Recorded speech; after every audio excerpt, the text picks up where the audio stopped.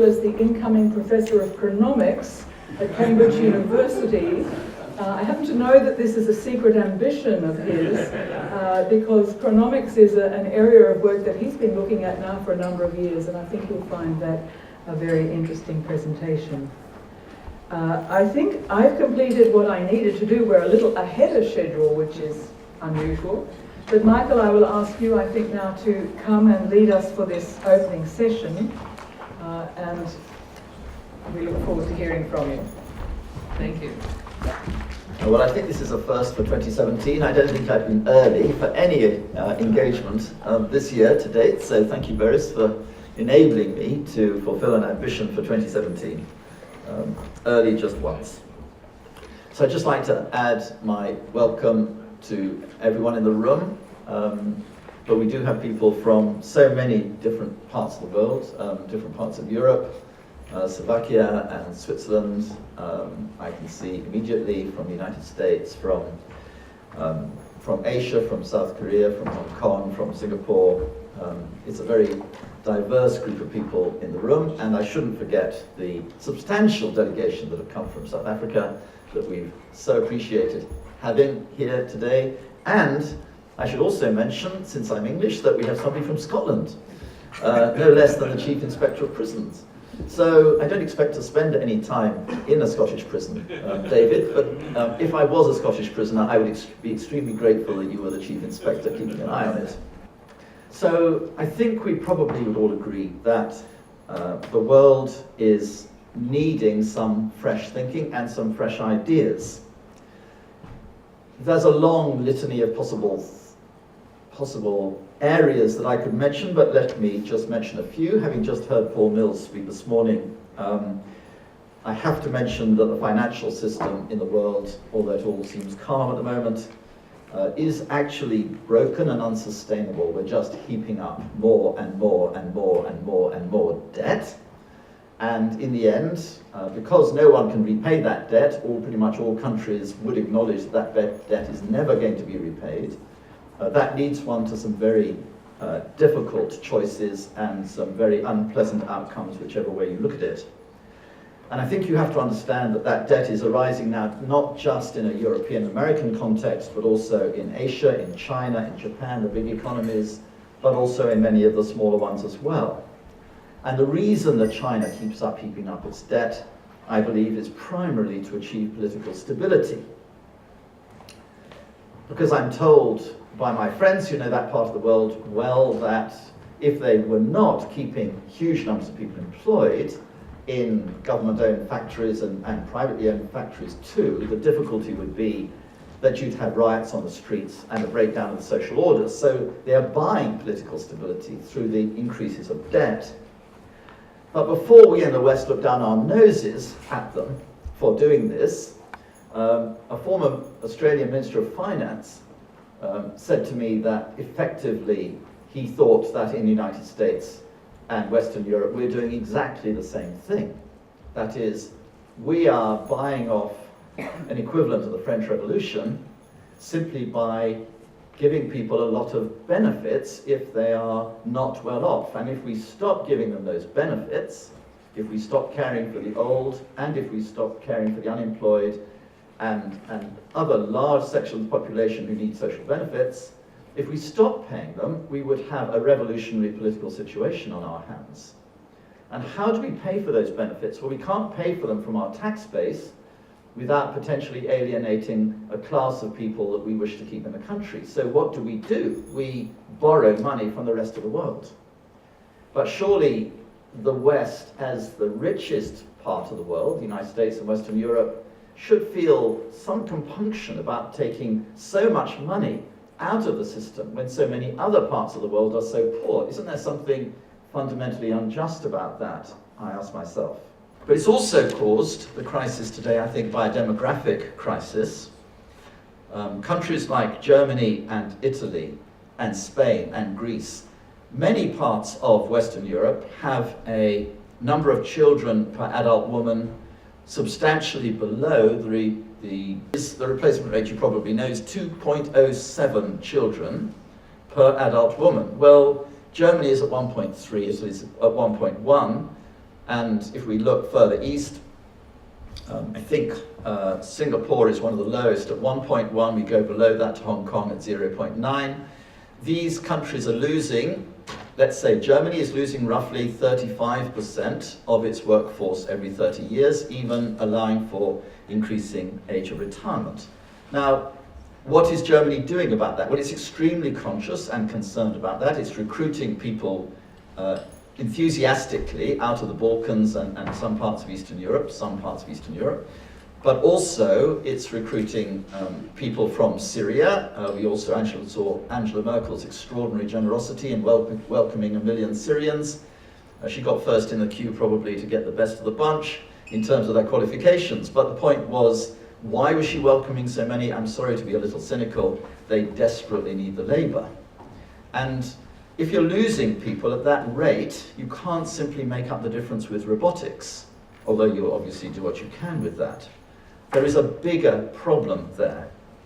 If you go across to Japan, they also have a population crisis. Their number of children per adult woman is about 1.2, 1.3, but I happen to have a number. Someone's done a calculation that says that by 2200, the population of Japan will be 10 million. It used to be 130 million, it's now 120 million. By 2200, which is not so very far away in historical terms, we're down to 10 million Japanese. So unless there's some reversal of these trends, we can see whole cultures, whole languages wiping themselves off the planet. I think this demographic crisis is not easy to reverse. Once you encourage women to get into the labour force, you teach them, particularly in schools, that what matters is their career ambition, the amount of money they earn, the amount of status they get from the position they hold in companies, because after all, what matters is your position in the corporate sector or the public sector, rather than whether you have children. That's where you get status from in a community. Then how on earth do you persuade women that they should give all of that up? You can't just give them $1,000, £1,000 and say, now have children. They've tried that, it doesn't work. It needs to be a much more profound cultural shift if you're going to encourage and enable women to take the cost and pain of childbearing and look after those children. I'm not saying fathers don't have anything to do with it, but I suspect women will long-term bear the brunt of it and lose those years in their career ladder. You're going to have to persuade them with something more fundamental than simply a small rise in income. And of course we have other crises going on cheerfully, or not so cheerfully. We have the US in a kind of political gridlock. 51% vote Republican, 49% vote Democrat. Perhaps it's tighter than that. And then it changes the other way around. Next election will be 51% Democrat probably and 49% Republican. We're talking about something that's on a balancing act, and of course you have first of all the Obamacare brought in, now we're going to repeal it all, then you'll bring it in again. I mean, where does the society go if it simply spends its time repealing what the previous government did? If you've got that kind of fundamental clash of values, and it's even been mooted this morning, is it possible we could conceive of a civil war in the United States, and what would that look like? Such is the bitterness and antagonism between the parties. The political middle has been torn out. And I suggest that as we tear out the economic middle, partly through greed of senior executives, partly through the impact of technology which is not being well thought through and applied from a relational point of view, as we tear out the economic middle, we are also tearing out the political middle. And so we're going to see extremes of the left and the right as we go forward from here in ways that are going to be extremely destructive. I suspect that in the European context, I think you know that Paul Mills, who's here today, and David Lee, who's here today, and myself, we all put our heads together and produced this paper called Confederal Europe, with its highly subversive branding. It's got this circle of stars, rather like the European Union, suggesting the countries should stay together and cooperate. But the subversive element is that every star has a different colour. They're not all yellow. There are free copies of the summary of that paper. Free copies you can just pick up at the back. here behind me. But Western Europe, I think, is increasingly moving towards this 50-50 kind of, should we go federal, should we not go federal? Some people want it, some people don't. And it seems to me to be moving on a slow but steady process towards a kind of 50-50 split on that. And what will that do to Europe's influence in the world? I ask myself too. So, where does relational thinking, or quotes relationism, as it's sometimes called, where does it fit into this big picture? Well, of course, we all know that it's absolutely tiny. It's absolutely minuscule. Now, it is a clearly articulated statement of where society could be, both at a sectoral level and at an economic level. It is clearly rooted in the relational values of the Judeo-Christian tradition, but how can it possibly fill this enormous ideological vacuum? And that is, I have some thoughts about how that could possibly happen, but I'm not going to speculate on how it might happen. I'm just going to pray that it does happen.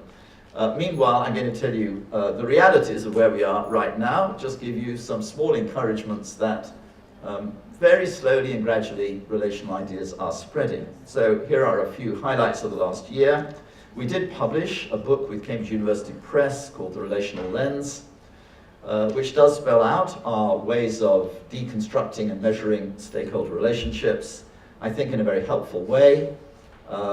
Being CUP is a rather expensive book, but I hope those of you who are serious about thinking about relational thinking will take the time and trouble to read that book.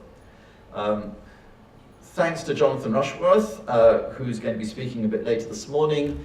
We have been doing some lobbying around the Green Paper on the Corporate Governance Code. Government is clearly going to do something with that. Its current ambitions don't seem to be quite as great as his initial ambitions. Jonathan tells me, because I haven't read the 70-page summary of the reflections on the Green Paper, but there will be something, and there is the possibility, a possibility that we might get something on stakeholder relationships into the UK Corporate Governance Code, and that is something for which I think we need to lobby in this coming year. We did put out the paper on a fresh approach to thinking about the future of Europe that might bring together those who want to leave and those who want to remain, in the Confederal Europe paper and in a Cambridge paper we wrote on Brexit. And also I must mention relational schools. You can hear more about that today, as well as you can hear about relational companies. But with relational schools, they've just started work, not just continuing work in the UK with a variety of interesting projects, but they've also started work in Australia. Rob was telling me this morning that they are measuring 11,000 student-to-teacher and student-to-student relationships, and they're also going to be working on relationships between parents and schools, with a particular focus on the Aboriginal community in Australia. And that, I think, is highly significant from a long-term point of view in Australia.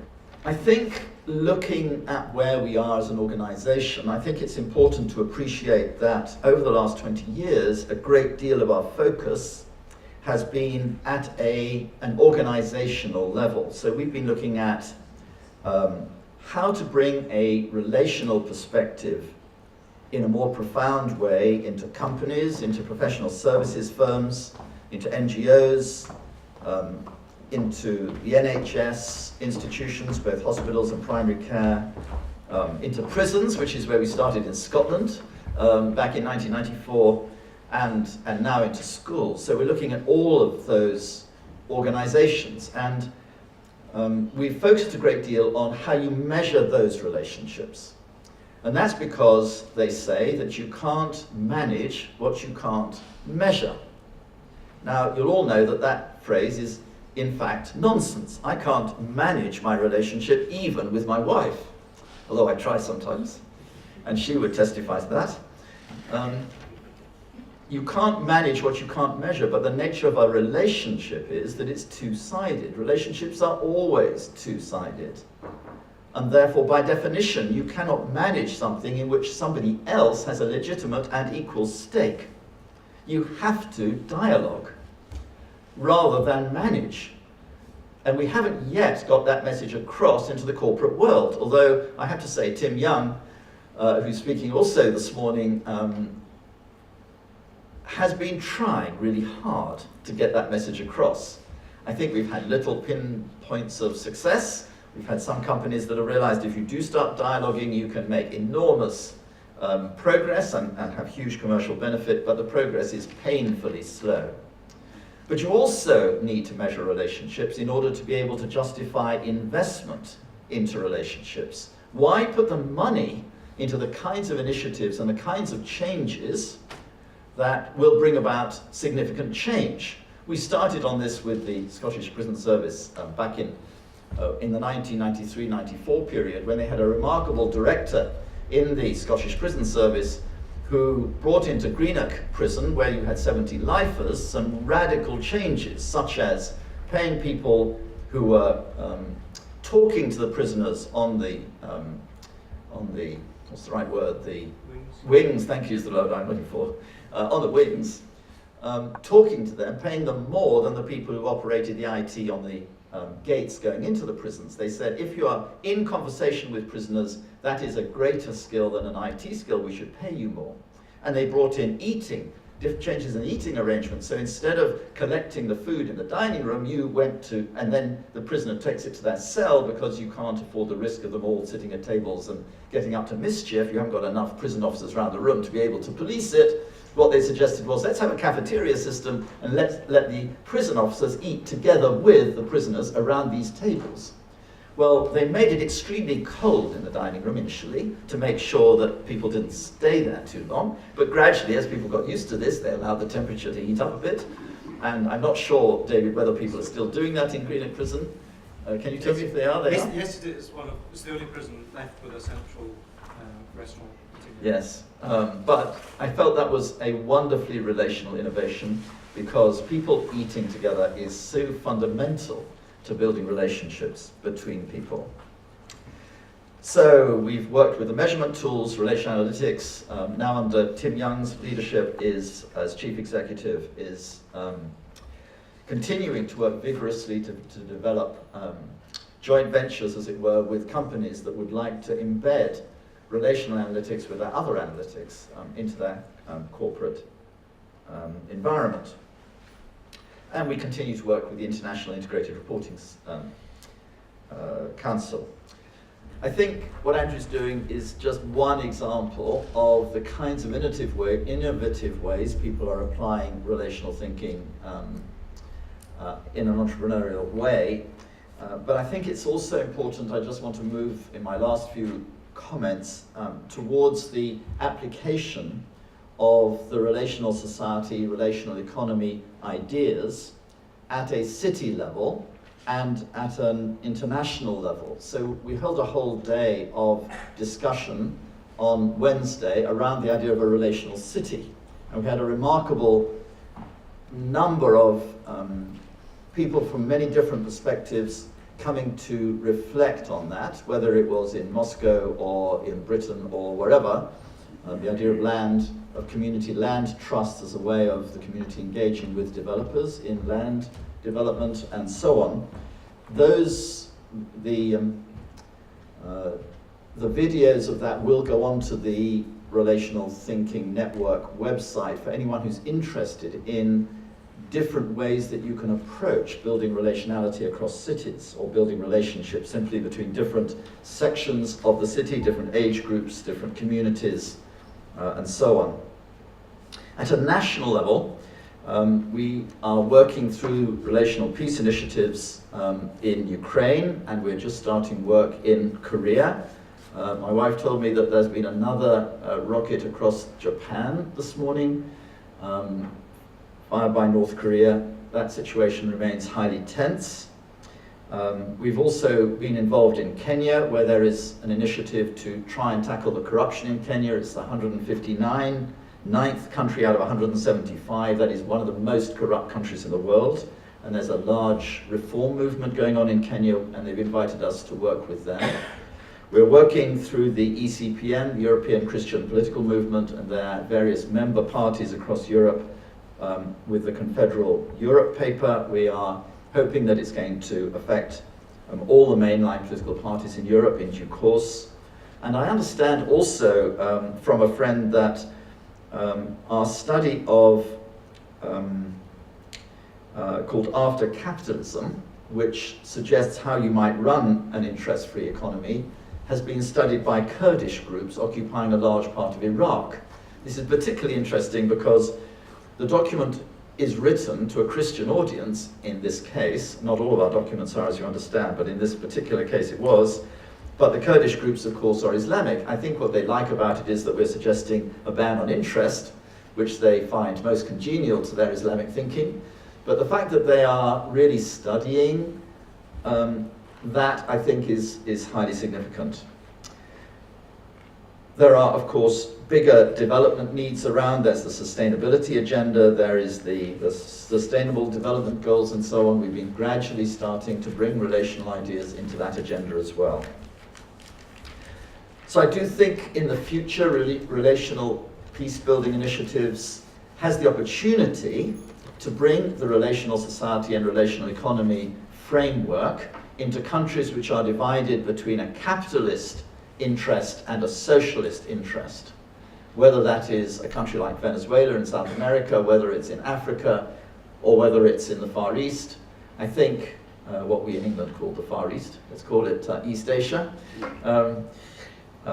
Whichever part of the world it is, I think there are opportunities there to get relational thinking into whole societies through peace-building initiatives. So the relational thinking movement is tiny, but it's growing. It's just getting itself off the ground. I think it's in the sort of slow phase on the growth curve, if you know what I mean. I hope before too long it will go more steeply up in the S-curve. We had 5 new members this year into the Relational Thinking Network. Those are all organizations. We have about 60 partner organizations and individuals at the moment. And we are funded by the generosity of donors. None of these people are billionaires. I was going to say, unfortunately, that would be to imply that I was dissatisfied with my donors, which I'm definitely not. But hopefully we will eventually come to a point where we start to get donations that go beyond kind of 25 to 50,000 as a ceiling, up into hundreds of thousands or millions, and that will allow us, I think, to grow more quickly. On the other hand, it's very important that before you get a lot of growth that you've really dug really solid and sound foundations. So I'd like to thank all of you here today who have given to us. Thank you very much indeed, whether you've given time or money or career prospects. Thank you for what you've given to this movement, and please look to the future with hope. And as a Christian, let me say to those of you who are Christians, please pray for us too. Thank you.